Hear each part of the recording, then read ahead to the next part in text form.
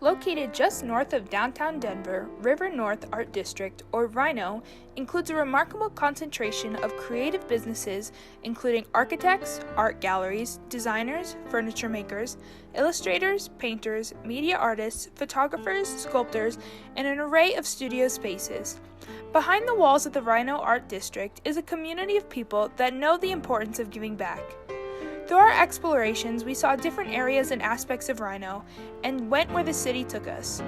RiNo is the hub of art in Denver, and that was made clear through our travels. You cannot go anywhere without being amazed at what you see.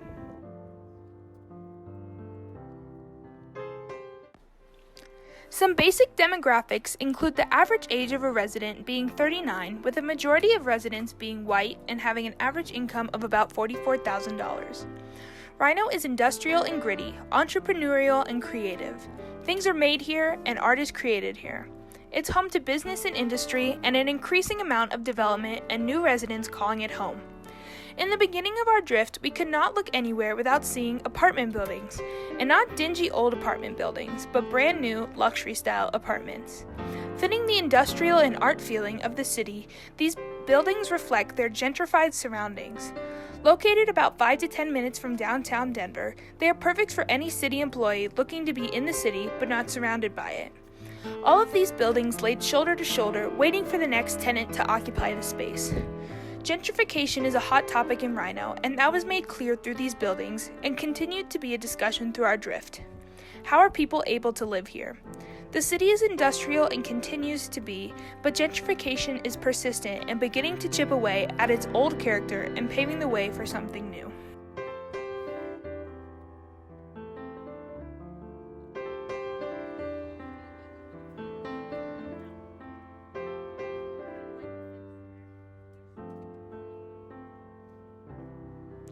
RiNo is, of course, the art district, so we saw plenty of colorful and passionate works of art throughout the city. One of the most eye-catching murals we saw was the Rest in Peace project of Bits, Icon, Scape, Doer, and Preach. This is the largest mural in Denver and is a passion project dedicated to graffiti and Colorado graffiti artists that passed away and truly loved the culture. In addition to this piece of art, we also saw the art pieces underneath the underpass connecting East and West RiNo. The underpass was considered to be a dark and dingy hole connecting Brighton Boulevard and Walnut Street. It was a long passion project, but is now thought to bring another aspect of art and creativity to the district.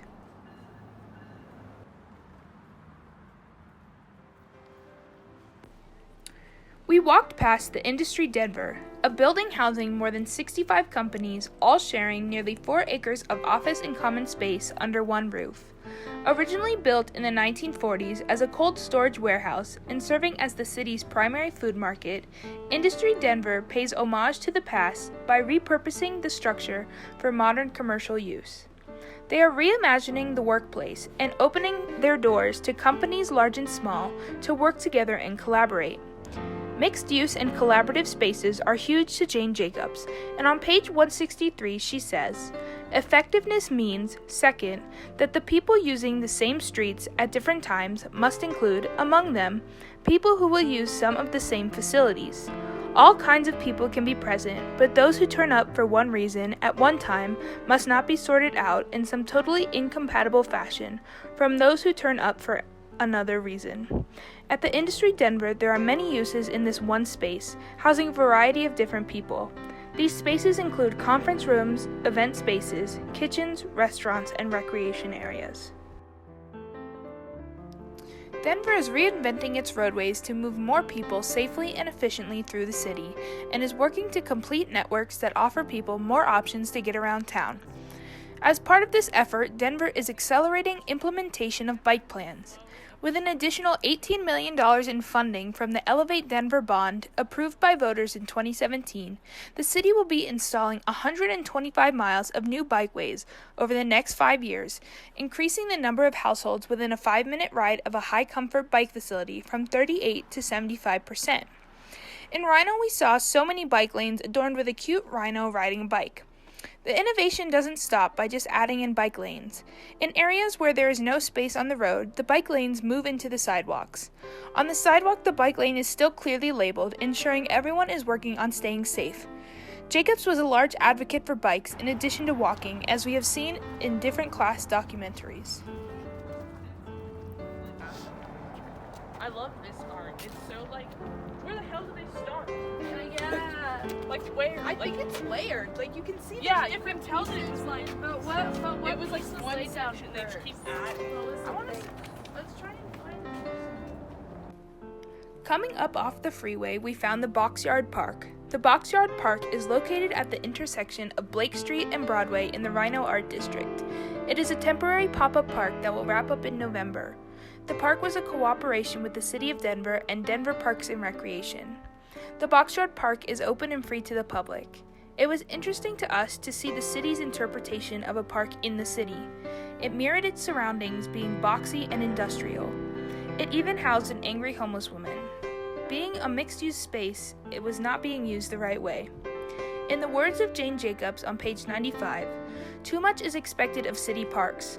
Far from transforming any essential quality in their surroundings, far from automatically uplifting their neighborhoods, neighborhood parks themselves are directly and drastically affected by the way the neighborhood acts upon them. We're at Indigenous Peoples Day Powwow, and it's to raise awareness of the current epidemic of missing and murdered Indigenous women, girls, and Two-Spirit. I think it's really interesting how we talk about that in class and how big of a problem the conflict between Denver as a city and the Native American people, and to see that it's still a problem in a city where it's built upon persecution of Indigenous people. I think it's really terrible that we haven't grown from it. We were in need of a treat when we stumbled upon Crema Coffee House, one of the many coffee houses on Larimer Street. A local coffee shop that makes everything in-house and only sources the best ingredients.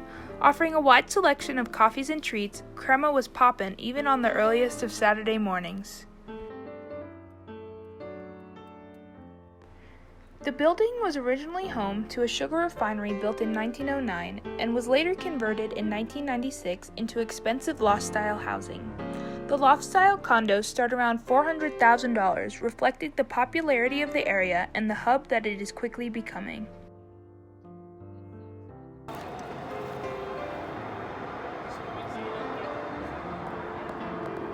There's no business here, so there's no sidewalk. Didn't well say in class that the people who own the place have to pay for the sidewalk? Yeah. That means that nothing's ever been here because there's never been a sidewalk. It's just always been dirt. So this has been sitting empty forever. I like how there's a table and chairs. We noticed in our travels the lack of supermarkets in the area. There are plenty of new, trendy restaurants and bars to eat at, but very few options for buying your own food. We only saw one supermarket, and it was a natural food market specific to supplements and more natural ingredients. These ingredients are more expensive and are for a more specific target audience. Food deserts are a large problem in urban cities, and Denver is affected. In all honesty, there were at least 6 pot shops in comparison to the one supermarket. More food market options need to be available to the people in this area to allow for more local and fresh meal preparation. We ended our drift at the Source Hotel, which before becoming a mega hub for brewing, food, and socializing, was home to galleries and studios in the RiNo Art District. There are still many art galleries around the hotel, but the Source itself has transferred more into a social hub.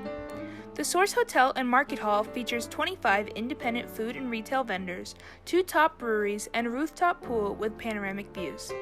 Some vendors include the Charlie Company, which is an open workspace exclusively for women to build each other up and support each other in the industry. It is also home to Isabel, a juice and cocktail bar named for Isabel Nesmith Evans, president of the Colorado Iron Works and one of the first female industrialists in Denver. One more place is Eyes Open, an inventive retail experience showcasing some of the highest quality fashion, design, and lifestyle products, each with its own unique concept. We interviewed one of their creators and workers to learn more about the Source and the business. What is the space for and who's allowed to be in it and stuff like that? Who is allowed to Like, be in it? It's an the hotel, yeah. Okay. Here, yeah. So it's what you want to know. hotel. What is your school? What is your project? Our project is just to drift around Denver and go and find different places we haven't been to, and we've never been here. So Great. Yeah. Then here it's an hotel. It's called the Source Hotel, and you have two different buildings. There's the Source 1 and the hotel. The project here started with the Source 1. You have to go there too. There's a bar, and there's like a juice maker, a bakery, vintage shop, pizza, and what else? Charlie's Coast. It's a co-working space for women. It's really nice. And here's the second project. It's brand new. It's only 1 year now. Yeah. And you can find restaurants, flower, and here it's our project called Eyes Open Project. It's a market hall, and why it's eyes open? Because I want to keep your eyes open on where the thing are made and by who, not just buying something just random, made in China, or I sold some stuff made in China. I'm fine with that, but more local, yeah. And what can I say? What do you want to know? That was perfect. Thank you. We hope you enjoyed our drift, and we look forward to exploring more of Denver, specifically city parks, in our final drift project. This has been the Polite Petunias. Thank you.